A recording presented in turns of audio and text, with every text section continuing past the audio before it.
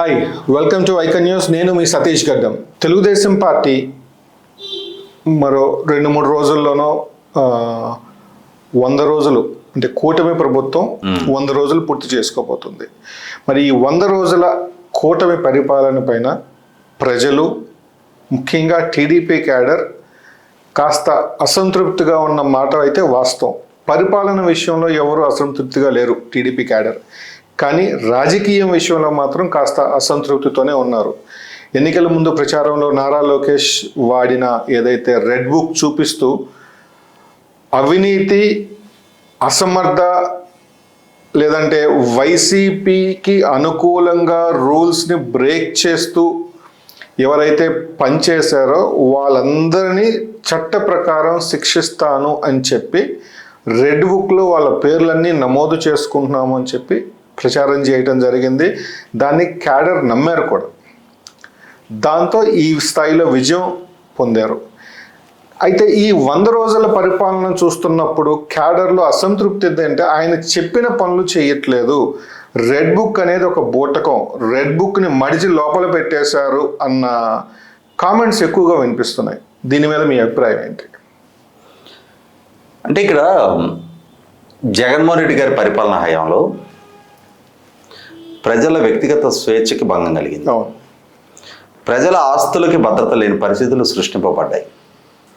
యథేచ్ఛగా ప్రజల కళ్ళ ముందే ప్రకృతి వనరులు అడ్డగోలుగా లూటీకి గురయ్యాయి. ప్రశ్నించే తత్వాన్ని బలవంతంగా అణిచివేశారు. రాజకీయ పార్టీల స్వేచ్ఛాయుత రాజకీయ కార్యకలాపాలను నియంత్రించారు. సాక్షాత్తు చంద్రబాబు నాయుడు గారి సతీమణి భువనేశ్వర్ గారి దగ్గర నుంచి మొదలుపెట్టి వైసీపీ శ్రేణుల దాడికి గురిగాని వ్యక్తులు లేరు. తల్లిని చెల్లిని కూడా విమర్శించారు. రాష్ట్రంలో ఉన్న అన్ని వ్యవస్థల్ని భ్రష్టు పట్టించారు. సాక్షాత్తు గౌరవ హైకోర్టు న్యాయమూర్తులకి కూడా కులాన్ని ఆపాదించారు, దూషించారు, బెదిరించారు. కాబట్టి పేదవాడికి కోపం పెదవికి చేటు అనని జగన్మోహన్ రెడ్డి గారి పాలనా హయాంలో తమ ఆవేశాన్ని, తమ బాధని, ఆక్రోశాన్ని బలవంతాన దిగమింగుకు తేరాల్సిన పరిస్థితులు సృష్టింపబడ్డాయి. ప్రతి ఒక్కరూ గడియారంలో ముళ్ళుని చూస్తూ ఈ సెకండ్ గడిచింది, ఈ నిమిషం గడిచింది, ఈ గంట గడిచింది, ఈ రోజు గడిచింది. జగన్మోహన్ రెడ్డికి ఉన్న 1825 రోజుల్లో ఈ రోజు తగ్గింది, రేపు తగ్గింది. ఈ 1825 రోజులు పూర్తి కాకపోతాయా? ఈ పాలనకి విముక్తి రాకపోదా? అంటే అతని నుంచి ఈ రాష్ట్రానికి విముక్తి రప్పించకపోతామా? మాకు అనుకూలమైన ప్రభుత్వాన్ని తెచ్చుకోకపోతామా? ఆ రోజు వీళ్ళు చేస్తున్న దాష్టికాలకి బదులు తీర్చుకోకపోతామా అని చెప్పని ఎదురు చూస్తూ ఉన్నారు. ఈ క్రమంలోనే వాళ్ళందరిలో నుంచి పెళ్ళుబిగిన ఆవేశం, ఆవేదన కలగలిసి జగన్మోహన్ రెడ్డికి ఊహించని శిక్ష ప్రజల నుంచి విధింపబడింది. జగన్మోహన్ రెడ్డికి దక్కింది ఓటమి కాదు, ప్రజాగ్రహానికి గురై శిక్ష అనుభవిస్తున్నాడు అతని వల్ల. కనీసం అసెంబ్లీలోకి తన వాహనం కూడా అనుమతించటానికి అర్హత లేని స్థితి ప్రజలు కల్పించారు. ప్లీజ్ నా వెహికల్ లోపలికి అలో చేయండి అని చెప్పని ప్రభుత్వం దగ్గరికి వెళ్ళి ప్రాధేయపడి అనుమతి తెచ్చుకోవాల్సిన దుస్థితిలోకి ప్రజలు నెట్టారు.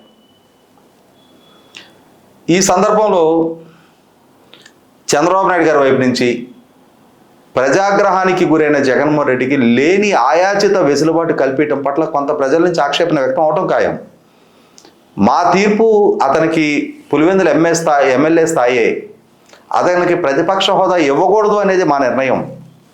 మా నిర్ణయాన్ని అతిక్రమించి లేని అర్హత మీరెందుకు కలగజేస్తున్నారు అతనికి అని చెప్పని ప్రజల నుంచి ఆ ధర్మాగ్రహం వెలుబుచ్చడం ఖాయం. సోషల్ మీడియాలో విపరీతంగా వెలుబుచ్చి తీరుతారు. ప్రజలకున్న హక్కు అది.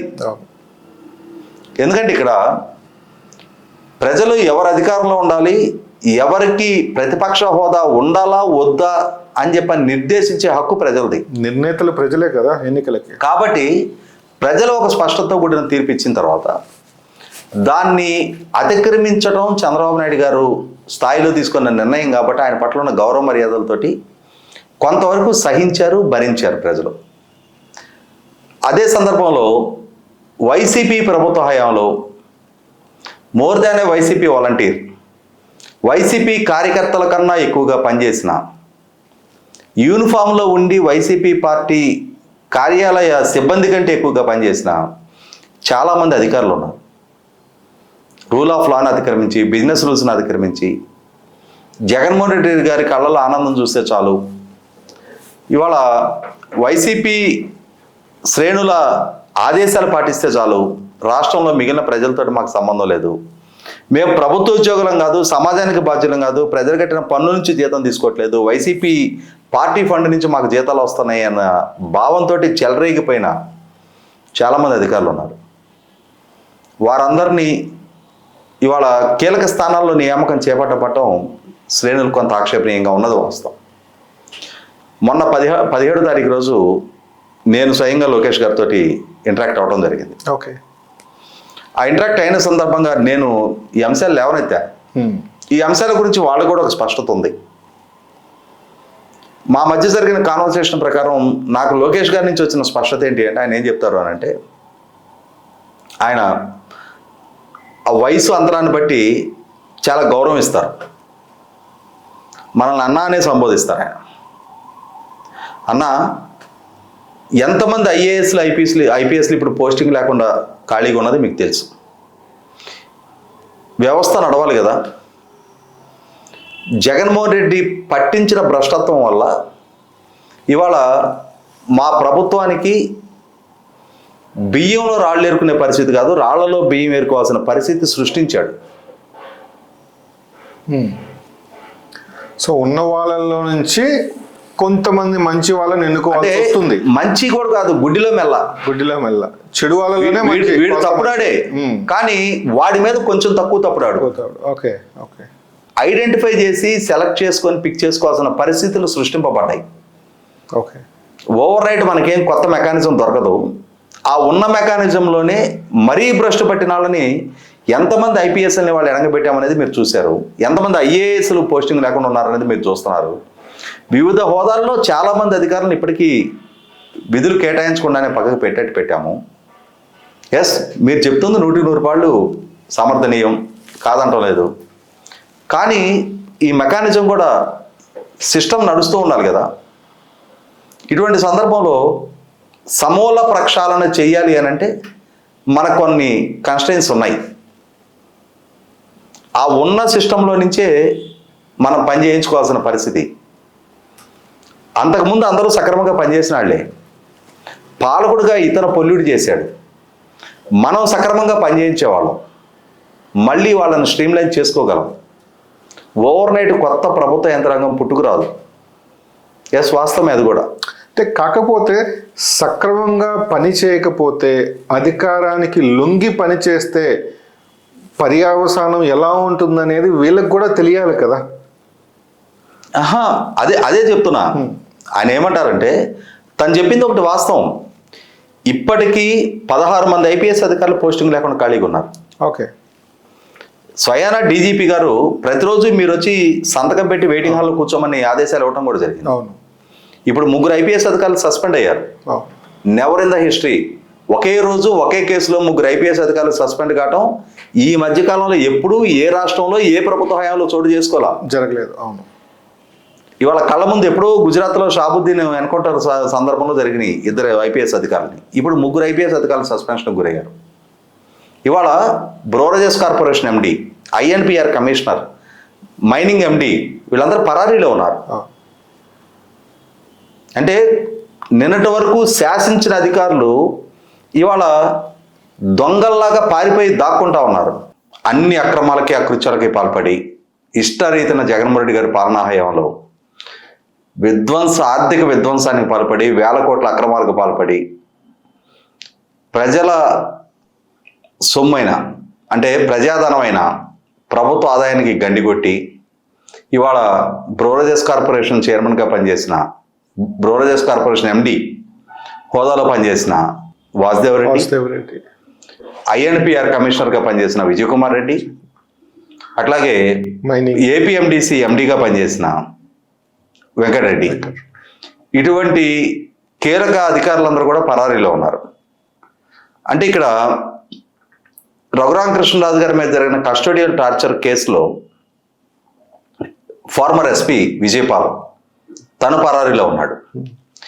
ఇవన్నీ చూస్తుంటే ప్రభుత్వం ఏం చర్యలు తీసుకోకుండానే ఇంతమంది అధికారులు కీలక స్థాయిలో ఉన్న వాళ్ళు పరారీలో ఉన్నారా? ఖచ్చితంగా ప్రభుత్వం కేసు నమోదు చేస్తూ ఉందనేది వాస్తవం. ఇవాళ టీటీడీ ఈఓ ధర్మారెడ్డి అక్రమాల మీద, అలాగే ఐఎన్పిఆర్ కమిషనరు అక్రమాల మీద విజిలెన్స్ విచారణకు ఆదేశించింది వాస్తవం. వెంకటరెడ్డి మీద ఏసీబీ కేసు నమోదైంది. ఇవాళ వాసుదేవరెడ్డి మీద సిఐడి విచారణ జరుగుతోంది. అతని ఇళ్లలో సోదాలు కూడా చేయడం జరిగింది. ఇటువంటి పరిస్థితిలో వీళ్ళందరూ తప్పించుకు తిరుగుతూ ఉన్నారు. ఎన్నాళ్ళు తప్పించుకుంటారు ప్రభుత్వ ఉద్యోగులుగా ఉన్నవాళ్ళు? అదే సందర్భంలో మనం గమనిస్తూ ఉన్నాం, మంత్రి హోదాలో ఇష్టారీతన చెలరేగి చంద్రబాబు నాయుడు గారు ఇంటి మీదకే దౌర్జన్యానికి వచ్చిన జోగి రమేష్, అతని కొడుకు అగ్రిగోల్డ్ భూముల్ని ఫోర్జర్డ్ విధానంలో వాటిని స్వాధీనం చేసుకొని అమ్ముకొని సొమ్ము చేసుకున్న నేపథ్యంలో నిర్మోహటంగా అతను అరెస్ట్ చేయడం జరిగింది. ఈవీఎంని ధ్వంసానికి పాల్పడ్డ పిన్నెల్లి రామకృష్ణారెడ్డి అరెస్ట్ అయ్యి 5 వారాలు జైల్లో ఉండి బెయిల్ తీసుకొని రావడం జరిగింది. అదే సందర్భంలో పిన్నెల్లి వెంకటరామరెడ్డి లేదు, ఇప్పుడు కొంతమంది అధికారులు వల్లభనేని వంశీ వంటి వారు పరారీలో ఉన్నది కూడా వాస్తవమే. కానీ ఎన్నాళ్ళు ఎక్కడ పరారీలో ఉంటారు? ప్రజా జీవితంలో కొనసాగాలి, రాజకీయ పార్టీలకు ప్రాతినిధ్యం వహించాలి, ఇక్కడ వాళ్ళకున్న ఆస్తులు వ్యాపారాన్ని పరిరక్షించుకోవాలి అనుకున్నప్పుడు వీళ్ళేం దావూద్ ఇబ్రహీంలు కాదు దేశం దాటి వెళ్ళిపోవడానికి, టైగర్ మెమన్ సోదరులు కూడా కాదు పాకిస్తాన్ ఆశ్రయం తీసుకోవడానికి. ఖచ్చితంగా దొరుకుతారు. అదే సందర్భంలో ప్రభుత్వం కూడా వాళ్ళ తప్పుల్ని ప్రజల సమక్షంలో ఎత్తి చూపి, ఎలా అయితే ఇప్పుడు కాదంబరి జత్వాని ఇష్యూలో ఇష్టారీతిన అకృత్యాలకు పాల్పడ్డ అధికారులు, అన్ని ఉల్లంఘనకు పాల్పడ్డ అధికారులు రెడీ హ్యాండెడ్గా దొరికారు. ఇక్కడ ఏమవుతుందంటే 11 సిబిఐ కేసుల్లో ఉన్న జగన్మోహన్ రెడ్డి గారు అరెస్ట్ అయితే కూడా సానుభూతి వ్యక్తం చేసిన ప్రజలున్న దేశం మనది. తన తండ్రి అధికారాన్ని అడ్డం పెట్టుకొని 1000 కోట్ల లూటీకి పాల్పడి కళ్ళ ముందు వర్టికల్గా ఎదిగిన నగ్న సత్యం ఎదురుగా కనిపిస్తున్నా కూడా సైకో ఫ్యాన్సీ ప్రదర్శించే ప్రజలున్న ప్రాంతం మనది. కేసులున్నా కూడా ముఖ్యమంత్రిగా అధికారం ఇచ్చింది కూడా ప్రజలే. కాబట్టి ఇక్కడ ఏ అధికారి మీదైనా ఏ నాయకుడి మీదైనా చర్య తీసుకోవాలి అని అంటే రాజకీయంగా ప్రత్యర్థులు కాబట్టి చర్య తీసుకోవటం అనేది వాంఛనీయం. ప్రభుత్వంలో ఉన్నవాళ్ళు, బాధ్యత కలిగిన స్థానాల్లో ఉన్నవాళ్ళు, నిర్ణయాధికారం చేతిలో ఉన్నవాళ్ళు అసలు సిసలు తప్పు చేసిన అధికారుల మీద చర్యలు తీసుకోవడానికి సిద్ధంగా ఉన్నారు తప్ప ఆరోపణల ప్రాతిపదికగానో రాజకీయంగా వైరుధ్యాలు ఉన్న ప్రాతిపదికగానో గతంలో తమను వేధింపులకు గురి చేశారన్న కారణంగానో ఇప్పుడు వేధింపులకు గురి చేయడానికి సిద్ధంగా లేరు అనేది లోకేష్ గారితో మాట్లాడిన తర్వాత నాకు అర్థమైంది. అదే సందర్భంలో తాను ప్రస్తావించిన రెడ్ బుక్లోని అంశం గురించి కూడా తమ కార్యకర్తలని రూల్ ఆఫ్ లా విరుద్ధంగా వేధింపులకి గురి చేసిన, తమ కార్యకర్తల హక్కులని హరించిన ఏ అధికారిని ఉపేక్షించరని చెప్పారు. ఇవాళ చాలామంది అధికారులు పోస్టింగ్స్ లేకుండా తిరుగుతూ ఉన్నారు, అల్లాడుతూ ఉన్నారు. ఇక్కడ ఇంకొక అంశం కూడా, ప్రజల నుంచి టీడీపీ శ్రేణుల నుంచి రిపీటెడ్గా వస్తున్న ఇంకా కొన్ని అభ్యంతరాలు ఉన్నాయి. పలానా సిఐ మమ్మల్ని వేధింపులకు గురి చేశాడు, ఇప్పుడు అతనికి పోస్టింగ్ దక్కింది అని. ఆయా నియోజకవర్గాల్లో ఎమ్మెల్యేల రికమెండేషన్ లెటర్ హోమ్ మినిస్టర్ గారికి చేరిన తర్వాత పోస్టింగ్స్ అవుతున్నాయి కదా, మరి ఆ ఎమ్మెల్యేలకు తెలియదా ఎవరు తమ శ్రేణుల పట్ల సానుకూలత వ్యక్తం చేశారు, ఎవరు నిర్బంధకాండ ప్రయోగించారు అని చెప్పని? అటువంటి అధికారులకి మరి ఎమ్మెల్యేలు ఏ విధంగా లెటర్ ఇస్తా ఉన్నారు, తమ నియోజకవర్గాల్లో పోస్టింగ్ ఇవ్వండి అని చెప్పని? కాబట్టి ఇక్కడ ప్రతి చిన్న అంశానికి చంద్రబాబు నాయుడు గారిని, లోకేష్ గారిని టార్గెట్ చేయడం కాకుండా నిజంగా తప్పు జరిగితే మొట్టమొదటిగా మీ ఎమ్మెల్యేని ప్రశ్నించండి. ఎందుకు అతనికి రికమెండేషన్ లెటర్ ఇచ్చావు అని చెప్పని అతని దగ్గర ప్రస్తావించండి. ఇవాళ ఏ అధికారి వితౌట్ ఎమ్మెల్యే రికమెండేషన్ పోస్టింగ్ అవ్వట్లేదు. వాస్తవంగా ఒక ఎమ్మెల్యేని కన్సిడరేషన్లోకి తీసుకొని పోస్ట్ చేయాల్సిన నెక్స్ట్ లేదు. అది సింపుల్ అడ్మినిస్ట్రేటివ్ ప్రొసీజర్. అయినా సరే శాసనసభలకు ఆ ప్రాధాన్యత ఇచ్చి మీ నియోజకవర్గంలో పోస్ట్ చేస్తున్న అధికారులని మీరే సజెస్ట్ చేయండి అని చెప్పని అడిగి చేయటం అనేది అన్ని ప్రభుత్వాలు ఒక సాంప్రదాయంగా మారిన నేపథ్యంలో ఎమ్మెల్యేల సజెషన్ మీదే పోస్టింగ్స్ అవుతూ ఉన్నాయి. అదే సందర్భంలో లోకేష్ గారు చెప్పినట్టుగానే ఎస్, ఖచ్చితంగా కొంత కన్స్ట్రెయిన్ ఉన్నది వాస్తవం. అధికారులని అందరినీ పక్కన పెట్టి ఇవాళ షో రన్ చేయాలన్న సాధ్యం కాదు. ఆ మెకానిజం కావాలి. కాబట్టి తమకున్న పాలనా దక్షత ప్రాతిపదిక తాము బిజినెస్ రూల్స్కి లోబడే పనిచేస్తాము, రూల్ ఆఫ్ లాకి లోబడే పనిచేస్తాం కాబట్టి ఇవాళ మా వల్ల ఉల్లంఘనకు పాల్పడమనే ఆదేశాలు మేము ఇవ్వం కాబట్టి ఖచ్చితంగా వాళ్ళని విదిన్ ద సిస్టమే పని చేయించుకోగలం అన్న నమ్మకం వారి నుంచి వ్యక్తమవుతూ ఉంది. గతంలో చంద్రబాబు నాయుడు గారి పాలనా హయాంలో ఆ విధంగా పనిచేసిన అధికారులే. జగన్మోహన్ రెడ్డి పొల్యూట్ అయ్యి వ్యవస్థను పొల్యూట్ చేశాడు. కాబట్టి తెలుగుదేశం శ్రేణులు ఖచ్చితంగా వాళ్ళ పెద్దల, ప్రభుత్వ పెద్దల ఆలోచనలకు అనుగుణంగా వీరి మనోభావాలను కూడా పరిగణలోకి తీసుకొని తప్పు చేసిన ఏ ఒక్కరిని ఉపేక్షించే సమస్య లేదు, పూర్తి సాక్ష్యాధారాలతో వారిని చర్యలకు బాధ్యులను చేస్తామని చెప్పని పెద్దలు చెప్తున్నందుకు ఇవాళ పూర్తి ప్రభుత్వ కర్తవ్యం ఈ తప్పు చేసిన అధికారుల పట్ల విచారణ లేదు, నాయకులపని కేసులు పాలు చేయడం ఒకటే కాదు, సైమల్టేనియస్గా జగన్మోహన్ రెడ్డి గారి పరిపాలనా హయాంలో జరిగిన విధ్వంసం నుంచి రాష్ట్రాన్ని కాపాడాల్సిన బాధ్యత. ఆర్థిక విధ్వంసం జరిగింది. అదే సందర్భంలో ఈ రోజుకి విభజన జరిగిన 10 సంవత్సరాల తర్వాత కూడా రాష్ట్రానికి ఒక రాజధాని లేని దుస్థితిలో రాష్ట్రం కొట్టుమిట్టడుతూ ఉంది. లోకేష్ గారు నాతో మాట్లాడిన, నాతో ప్రస్తావించిన, వారిచ్చిన వివరణ నేను నిర్మోహటంగానే అడగటం జరిగింది. ఇంకా కొన్ని లోతైన విషయాలు కూడా నేను చర్చించడం జరిగింది. నేను, అడుసుమల్లి శ్రీనివాసరావు గారు, ముప్ప అంకమరావు గారు ముగ్గురు వెళ్ళాం. మా మీద ఉన్న నమ్మకంతో కొన్ని కాన్ఫిడెన్షియల్ ఇష్యూస్ కూడా వారు రివీల్ చేయడం జరిగింది. అటువంటి నమ్మకాన్ని మా మీద వారు కనపరిచినందుకు అన్ని విషయాలు నేను కూడా పబ్లిక్ ఫోరంలో ప్రస్తావించడం సాధ్యం కాదు, కానీ వారు చెప్పిన సమాధానంతో అయితే నేను 100% కన్విన్స్ అయ్యాను. 100% తెలుగుదేశం శ్రేణుల మనోభావాలకు అనుగుణంగానే రేపు ప్రభుత్వ పరంగా కూడా చర్యలు ఉంటాయి. ఇక్కడ ఒక విషయం నేను తెలుగుదేశం శ్రేణులకు చెప్పాలి అనుకుంటున్నాను. ఎన్నికలకు ముందు, చాలా ముందు నుంచి నేను, అడుసుమల్లి శ్రీనివాసరావు గారు, ముప్ప అంకమరావు గారు ఎవరైతే నిన్న లొకేషన్ కలిసామో మేము వివిధ డిబేట్లలో లైవ్ స్ట్రీమింగ్ జరుగుతూ ఉన్న సందర్భాల్లో కూడా జగన్మోహన్ రెడ్డి ప్రభుత్వం ఘోరాతి ఘోరంగా ఓటమికి చెందబోతుంది. మన ఛానల్లో కూడా 1994 రిపీట్ కాబోతుంది. 1994లో ఎలాగైతే తెలుగుదేశం మిత్రపక్షాలుగా పోటీ చేసిన కమ్యూనిస్టులకు వచ్చిన స్థాయి సంఖ్యాబలం కూడా అప్పటి వరకు అధికారం చెలాయించిన కాంగ్రెస్కు దక్కలేదు, ప్రతిపక్ష హోదా కూడా కోల్పోయింది. అదే పరిస్థితి ఇప్పుడు కూడా రిపీట్ కాబోతుంది. తెలుగుదేశం మిత్రపక్షాలైన జనసేన, భారతీయ జనతా పార్టీకి వచ్చే స్థాయి సంఖ్యాబలం కూడా వైసీపీకి దక్కదు అని చెప్పని మేము చెప్తుంటే మీరంతా అతి విశ్వాసం ప్రదర్శిస్తున్నారు, ఏం జగన్మోహన్ రెడ్డి అంటే ఊరుకున్నాడు అనుకుంటున్నారా? జగన్మోహన్ రెడ్డి ఎంత డబ్బు ఖర్చు పెడతాడు, ఈవీఎంని మేనేజ్ చేస్తాడు, వ్యవస్థలు మొత్తం చేతిలో ఉన్నాయి, అసలు పోలింగ్ జరగనిస్తాడా, రిగ్గింగులు చేస్తాడు, ఇట్లా రకరకాలుగా వాళ్ళకున్న భయాలు మొత్తం మా దగ్గర ఎక్స్ప్రెస్ చేసేవాళ్ళు. కానీ మేము చాలా స్పష్టంగా చెప్పాము, రాయలసీమలో జగన్మోహన్ రెడ్డి ఘోరంగా ఓడిపోబోతున్నాడు, కడప గడ్డ మీద ఓడిపోబోతున్నాడు అని చెప్పని మేమేం చెప్పాము ఇవాళ. అంటే అది మేమేమి చిరక చూసి చెప్పలా, రాష్ట్ర వ్యాప్తంగా జరుగుతున్న పరిస్థితులు, పరిణామాలు, 2019 ఎన్నికల నాడు ఏం జరిగింది, 2024 ఎన్నికల నాడు ఏం జరగబోతుంది అనేది ఒక స్పష్టతతోటే మేము చెప్పడం జరిగింది. అదే స్పష్టత ఈరోజు చెప్తున్నా. తెలుగుదేశం శ్రేణుల మనోభావాలకు అనుగుణంగానే చర్యలు తీసుకోబడతాయి, కానీ మీరు ఆశించినంత వేగంగా, ఆశించినంత వేడివేడిగా ప్రభుత్వపరమైన చర్యలు అంత వేగంగా, అంత స్పందన వ్యక్తం చేయడం సాధ్యం కాదు. తీసుకోవడం కూడా వారి కాన్స్టిట్యూయెన్సీ వాళ్ళకు ఉంటాయి. ఒక తప్పటడుగేసి మళ్ళీ జగన్మోహన్ రెడ్డికి ప్రజల్లో నుంచి సానుభూతి రప్పించి మళ్ళీ అతన్ని ఇంకొక హీరోగా ప్రజల ముందు ఎమర్జ్ అవ్వటం ఏ విధంగానో రాష్ట్రానికి శ్రేయస్కరం కాదు. కాబట్టి ప్రభుత్వాన్ని, ప్రభుత్వ పనితీరుని, ప్రభుత్వ పాలనని వారి విధులు వారికి వదిలేసి పాలనా పరంగా వారికి కర్తవ్యమైన వాళ్ళు నిర్వహించడానికి కావాల్సిన స్వేచ్ఛ ఇస్తే బాగుంటుంది.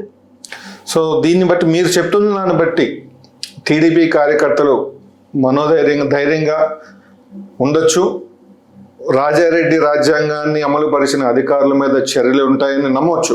100% కళ్ళ ముందు కనిపిస్తుంది కదా, 3 సీనియర్ ఐపీఎస్ అధికారులు ఇవాళ సస్పెండ్ అయ్యి కనిపిస్తూ ఉన్నారు కదా.